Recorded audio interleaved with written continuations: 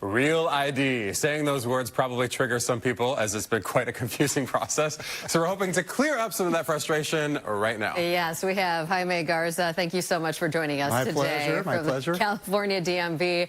We've got a lot of questions to throw at you. Yeah. First of all, just can you give us a nice general explanation of what the Real ID is? You know, that's probably our most popular question, so let's get it out there so people understand what it is.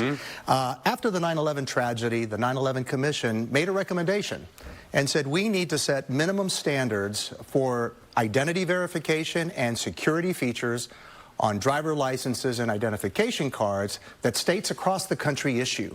And because of that, you're required to come into a DMV field office to apply for a Real ID, and you need to bring in specific documentation that's required by the federal government. All right, let's talk about what you need to bring in. We've come up with a handy-dandy graphic that shows you what you need to bring. So the first thing is proof of identity, right? So what does that actually mean? So we want to know who you are. So some of the examples may be an original or a certified copy of a birth certificate, not the one that they give you at the hospital with the little footprints and those things.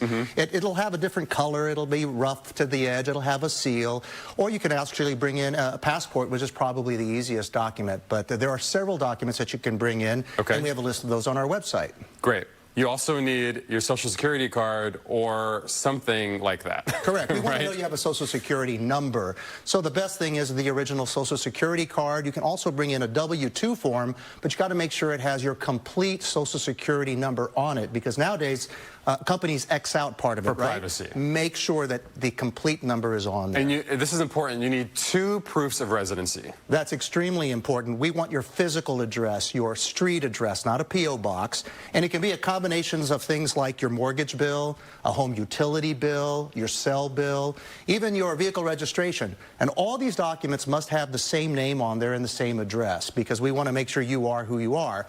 But I do need to point out, and this is where I get a lot of people go, oh my God, no, really? If your identity document has a different name than the rest of your documents, let's say you were born with your last name Doe and you got married and now it's Smith, we need to see a document that shows. So it could be a marriage certificate, adoption papers, things like that. And if you've changed your name several times, you're required to bring in the list of documents to show why your name changed various times. So keep that in mind. That's good to know. Okay, and what is the deadline that we're looking at to get your Real ID? Okay, and again, the Real ID driver license and identification card is one of several documents that the federal government will accept beginning October 1st, 2020.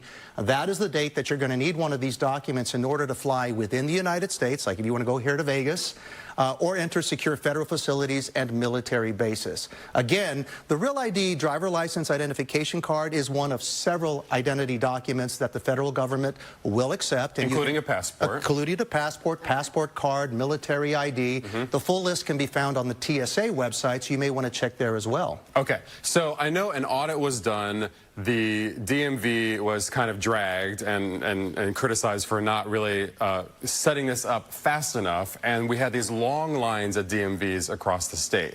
You are closing for half a day next month. Is that to address some of those issues? That's exactly right. Mark your calendar. July 24th we'll be opening at 1 p.m. all of our field offices. And with anything, you know, that you do in business, you want continuous training. So we're providing enhanced training to all of our frontline employees, because we want them to be as prepared as possible to help folks like yourself apply for a Real ID driver license or identification card. Make sure you understand, you know, what is necessary, because understand it takes a little longer to process a Real ID, because you have to come in, we have to scan your documents. So the more prepared they are, the better prepared you are, and we can speed along the process, and we'll continue to bring down wait times, which we've reduced by 60% statewide in the last year. We appreciate that. Yes. And we understand, you know. Because it's not our favorite place to be. No, we understand that. But, you know, here's the key. If you're going to come to the DMV field office, first of all, figure out if you can complete that transaction using our online services or using our kiosks, which are in grocery stores and field offices across the state, because 1 out of every 5 people typically never has to come into the office. They could have taken care of business from the convenience of their home. But to be clear, to get the Real ID, you do need to go in with these documents personally. Yes, right? You need to come in and you need to bring in that documentation. We tell you to go to realid.dmv.ca.gov. On there, we have an interactive checklist that'll help you round up the necessary documents to apply.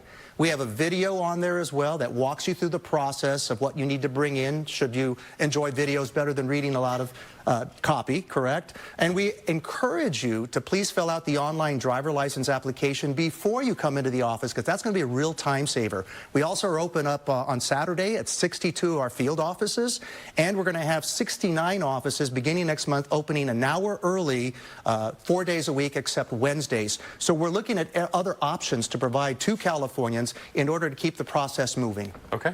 Well, thank you so much. And we're not done talking about this, because today, 7 on Your Side will host a hotline to answer your questions. That'll run from 4 to 8 p.m. We'll give out the phone number when that hotline opens. But right now, you can submit your questions. Use that hashtag AskFinny on social media. And Jaime, thank you so much.